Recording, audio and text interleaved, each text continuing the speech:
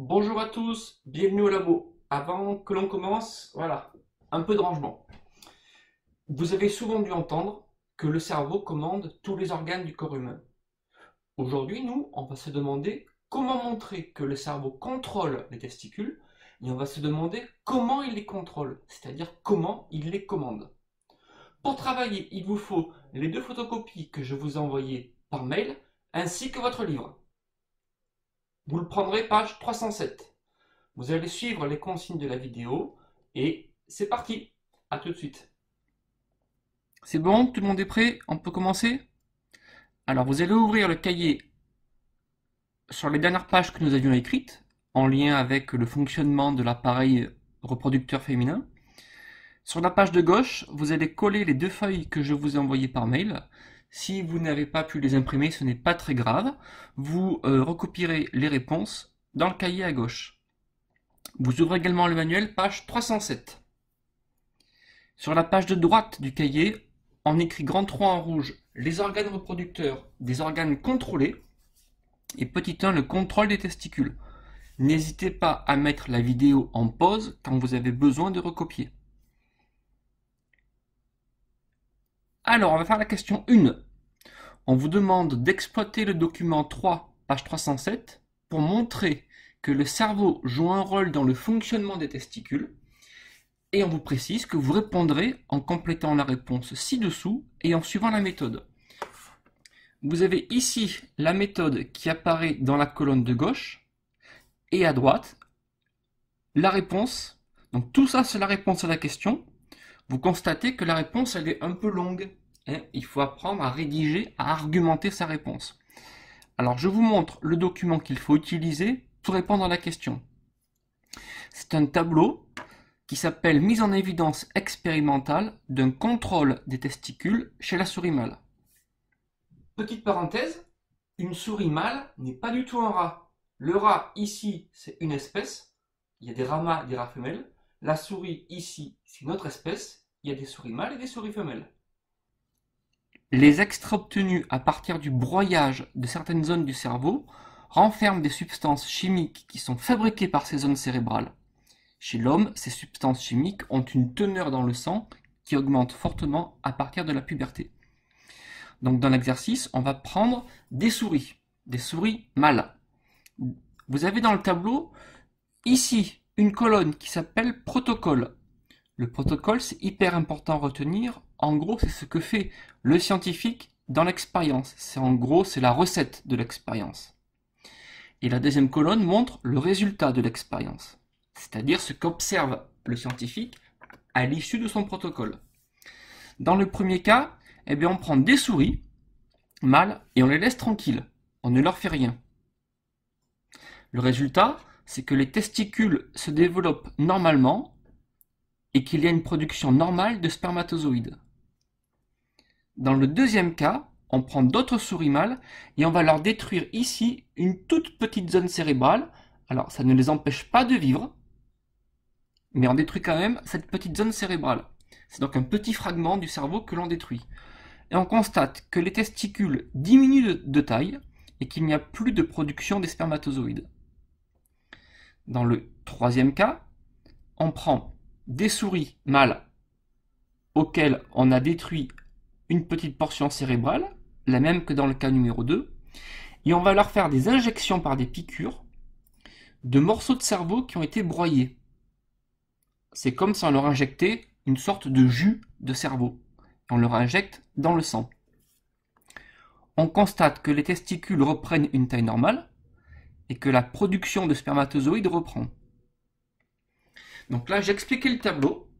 Vous allez tout seul regarder la réponse, surtout la méthode, et revoir éventuellement le tableau. Vous faites pause et on se retrouve dans 5 minutes pour la correction. Vous avez bien joué le jeu, on corrige. Tout le monde a complété ce qu'il fallait faire. Donc déjà, avant de répondre, il faut garder en tête le problème. Le problème, c'est montrer, il est écrit ici, que le cerveau joue un rôle dans le fonctionnement des testicules. Donc qu'est-ce qu'on vous dit qu'il faut faire? Il faut faire dans sa réponse 3 parties. 1. on indique les expériences que l'on va comparer, les deux expériences, et on vous dit qu'il faut faire ressortir la seule différence dans le protocole. Donc dans cette première étape, je ne parle pas ici, regardez à droite, de cette colonne des résultats, ça ne m'intéresse pas. Dans le début de la réponse, je ne regarde que la colonne protocole, c'est-à-dire qu'est-ce que fait le scientifique. Dans la deuxième partie de la réponse, il faut faire une comparaison des résultats. Autrement dit, on va s'intéresser à la deuxième, ici, colonne du tableau.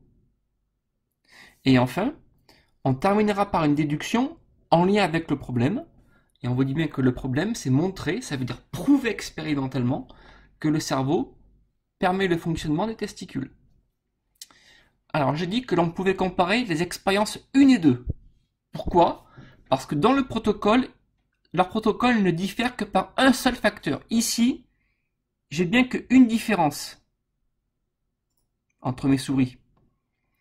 Les souris du lot 1, qu'est-ce qu'on voit? Elles ont leur cerveau qui est entier, alors que dans la deuxième expérience, on a retiré un fragment cérébral aux souris du lot du groupe numéro 2. Donc ici, vous avez constaté, je ne m'intéresse qu'à ça. Autrement dit, je montre au professeur qui va corriger ma copie que je ne m'intéresse qu'à des expériences dans lesquelles il n'y a qu'une seule différence dans le protocole. S'il y avait deux différences dans le protocole, vous n'auriez pas droit de les comparer, ce serait complètement fou. On continue la correction. Donc dans l'expérience 1, les souris qui ont leur cerveau entier ont des testicules qui, on le voit ici, fonctionnent normalement, puisque les testicules vont produire les spermatozoïdes, alors que dans le deuxième cas, ici, quand on a une portion du cerveau qui est détruite, les testicules ne fonctionnent plus normalement. Donc les souris du lot 2 ont une anomalie de leur fonctionnement testiculaire. Alors maintenant on termine par la dernière partie de la réponse. Qu'est-ce qu'on en déduit? Si on résume, ici, quand les souris mâles ont le cerveau entier, les testicules fonctionnent. Quand il manque une zone du cerveau, les testicules ne fonctionnent plus. Donc on en déduit qu'une petite zone du cerveau joue un rôle dans le fonctionnement des testicules. Autrement dit, là on a prouvé expérimentalement que le cerveau contrôle les testicules. Mais on ne sait pas comment. Ce sera l'objet de la question 2. Il faut exploiter les documents 3 et 4 pour montrer que le cerveau contrôle le fonctionnement testiculaire. Vous allez essayer de faire une réponse tout seul en suivant, si besoin, la méthode que l'on vient de voir. Vous allez donc mettre en pause la vidéo et prendre, alors je pense qu'il vous faut 10 minutes à 15 minutes pour faire la question 2. Elle doit être un peu plus longue que la question précédente, mais en tout cas, vous utilisez la même méthode. Si vous avez du mal sur le document 4, je vous l'explique tout de suite. Le document 4 permet de définir ce qu'est une hormone. Dans l'organisme, les organes sont reliés par le sang. Par exemple, il y a du sang qui relie le cerveau aux testicules. Il y a du sang qui relie le cerveau au foie, etc. Une hormone, c'est le petit point vert ici, qui clignote, qui est dans un organe. En fait, c'est une substance chimique qui est fabriquée par l'organe. Et l'hormone, les hormones, passent dans le sang. Autrement dit, certains organes ont la capacité à fabriquer des substances chimiques qui passent dans le sang. Ces substances chimiques s'appellent des hormones. Et comme le sang circule, eh bien les hormones circulent avec le sang. Comme les hormones sont toutes petites, elles ont la capacité à sortir des vaisseaux sanguins. Et donc elles ont la capacité à atteindre d'autres organes. Les organes qui captent les hormones vont réagir, c'est-à-dire qu'ils vont modifier leur comportement. Par exemple, ils vont grossir. Par exemple, ils vont produire d'autres substances chimiques, tout dépend des hormones. Donc si on résume, une hormone, c'est une substance chimique qui est fabriquée par un organe, qui passe dans le sang, qui est captée par un organe qu'on appelle un organe cible, et qui va modifier le comportement de cet organe cible. Maintenant que vous avez compris cela, réfléchissez à la question 2. C'est bon, vous avez pris le temps de répondre à la question 2, donc elle est un peu longue. On sait que le cerveau contrôle les testicules, Maintenant, on se demande comment il fait pour les contrôler, de quelle manière il les contrôle. Sur la diapositive qui apparaît sur votre écran, regardez, j'ai remis le document 3 et à gauche, ici, j'ai remis la petite méthode pour comparer les expériences 2 à 2. Alors, il faut déjà se demander, dans le tableau, dans le document numéro 3, quelles expériences je peux utiliser pour répondre à la question. Quelles expériences je peux contrôler. On a comparé tout à l'heure 1 à 2. Donc, dans l'absolu, on pourrait se demander s'il est pertinent de comparer 1 à 3 ou 2 à 3. Alors, demandez-vous si j'ai le droit de comparer l'expérience 1 à la 3. À votre avis, est-ce que je peux comparer l'expérience 1 à la 3? Réfléchissez. La réponse est non, vous n'avez pas le droit. Vous n'avez pas le droit, pourquoi? Parce que dans le protocole, il y a 2 différences. Dans le premier cas, on ne fait rien. Dans le deuxième cas, on a enlevé un bout du cerveau, donc c'est une différence entre 1 et 3. Et en plus, dans le troisième cas, on a injecté des morceaux de cerveau, du jus de cerveau. Donc il y a 2 différences, on n'a donc pas le droit de comparer l'expérience 1 à la 3. Demandons-nous si on peut comparer la 2 à la 3. Est-ce qu'on a le droit? Réfléchissez.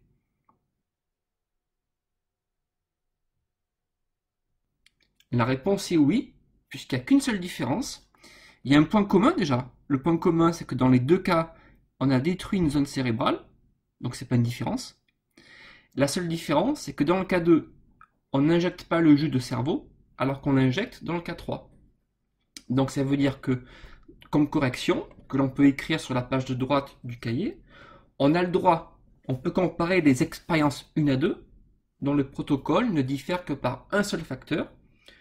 On a détruit une zone cérébrale aux 2 lots de souris, donc c'est pas une différence, et on a injecté un broyat cérébral, seulement aux souris du lot 3. Donc le seulement qui est là, il me montre clairement la seule différence qu'il y a dans le protocole des expériences. Ensuite, deuxième partie, je compare mes résultats. Je vous laisse réfléchir. Les souris du lot 3 ici ont des testicules qui fonctionnent normalement, mais pas les souris du lot 2. Quand j'écris ici celle au féminin, je parle des souris, parce que je rappelle que testicule, c'est un mot qui est au masculin. Maintenant, on va faire une déduction. Qu'est-ce qu'on peut en déduire pour répondre au problème? Ce qu'on peut dire, c'est que dans le cas numéro 3, la production des spermatozoïdes fonctionne. Pourquoi? Parce qu'on a injecté cette espèce de jus de cerveau. Autrement dit, on en déduit que le broyat cérébral a permis de rétablir le fonctionnement testiculaire. Le broyat, ça veut dire le résultat d'un broyage. Je prends un petit bout de cerveau, je l'écrase et je le filtre, j'obtiens ce qu'on appelle un jus. Alors le terme scientifique, c'est pas jus, évidemment, c'est broyat.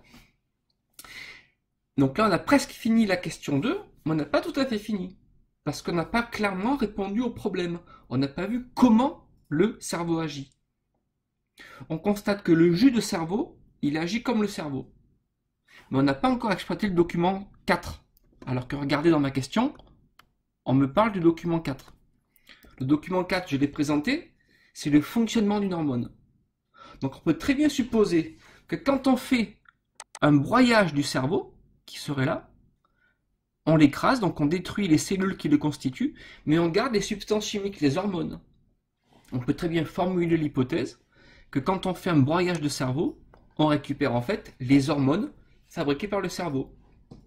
Donc je peux préciser ma déduction à la fin de la question 2 en disant que d'après le document 4, je formule l'hypothèse que le broyat cérébral contient des hormones fabriquées par le cerveau et que ces hormones contrôlent le fonctionnement des testicules. Et là, on a répondu à la question. Donc je vous laisse recopier la correction qui apparaît ici en bleu, si besoin. Repérez bien les différentes étapes. C'est hyper important de maîtriser la méthode quand on compare des expériences. Et quand c'est fait, on finit par le bilan. Le bilan, on va le faire en 2 parties. Vous allez prendre le petit schéma de la page numéro 2 qui est collé à gauche du cahier. Si vous n'avez pas pu l'imprimer, c'est pas grave. Vous recopiez ce petit schéma page de droite. avec les différentes étapes qui montrent le fonctionnement de l'hormone. Donc on explique les étapes. Étape 1 qui est ici, c'est la production de l'hormone par un organe. Et ensuite passage de l'hormone dans le sang. Étape 2, c'est la circulation de l'hormone dans le sang. L'étape 3, c'est la sortie de l'hormone qui va être captée par un organe qui s'appelle un organe cible. Et enfin, réponse 4, c'est la réponse de l'organe cible. Il va réagir une fois que l'hormone a été captée. On n'oublie pas le titre, en haut, schéma du fonctionnement d'une hormone. Donc ce schéma, il est valable quelle que soit l'hormone. Il n'y a pas que le cerveau qui fait des hormones. Il y a plein d'organes dans le corps humain qui font des hormones. Par exemple, le pancréas, il produit une hormone qui s'appelle l'insuline, qui va permettre de contrôler le taux de sucre dans le sang. Et on termine enfin par le bilan écrit, page de droite. Chez le garçon, la puberté est déclenchée par l'augmentation progressive de la quantité de substances qui sont produites par une petite zone du cerveau et qui sont libérées dans le sang. Ces substances circulent dans le sang, elles agissent sur les testicules. Ces substances sont des hormones cérébrales. Elles stimulent le développement et le fonctionnement des testicules. On dit que les testicules sont les organes cibles des hormones cérébrales. Et enfin la définition de hormone, substance produite par un organe, transportée par le sang et qui agit sur un ou plusieurs organes cibles. Donc n'hésitez pas à mettre la vidéo en pause. Voilà, ainsi la vidéo s'achève. Donc la notion d'hormone, c'est une notion qui est hyper importante, dont vous reparlerez un petit peu en troisième, mais surtout au lycée. Donc il est super important que tout le monde comprenne, tout comme la méthode que l'on a utilisée pour comparer des expériences 2 à 2. C'est une méthode qu'il faut bien maîtriser, elle est fondamentale dès la troisième. Je vous dis à bientôt.